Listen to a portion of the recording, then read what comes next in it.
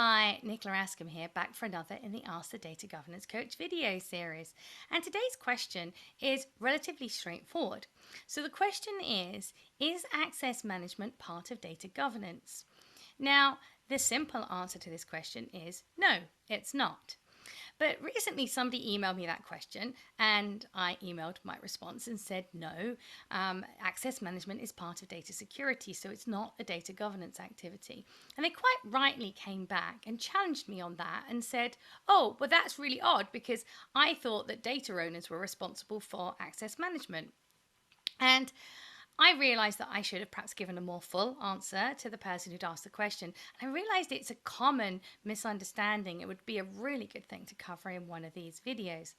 So, as I said, access management, deciding who should or shouldn't have access to our data, is definitely part of a data security activity.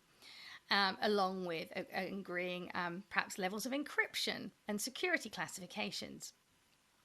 But the worlds of data governance and data security overlap. Now, if you remember and seen video that I did on, what's the difference between data governance and data management, you'll remember that I talked about the Dharma DMBOT wheel. And data governance is in the middle of that wheel, which lists all the other data management disciplines in it, because data governance provides a foundation for many other data management disciplines. And in the case of data security, it's around the roles and responsibilities, because if we've worked hard whilst doing our data governance to find the right people to be data owners for the data, now we might want to only talk to these people in terms of whether the data is good enough quality, do we have definitions for it, resolving issues with that data. But if we've worked hard to find the right people, then they're also the right people to make other decisions about that data.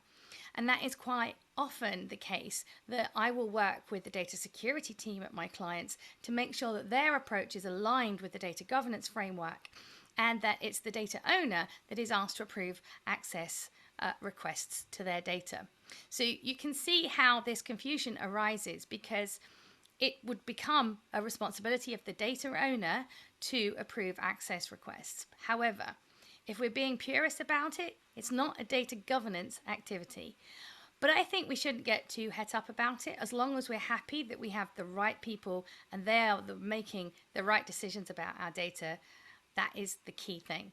So access management, definitely not data governance, but definitely include it in your data owner role if you've agreed that with your data security team and it fits their framework and approach. I hope you found this useful.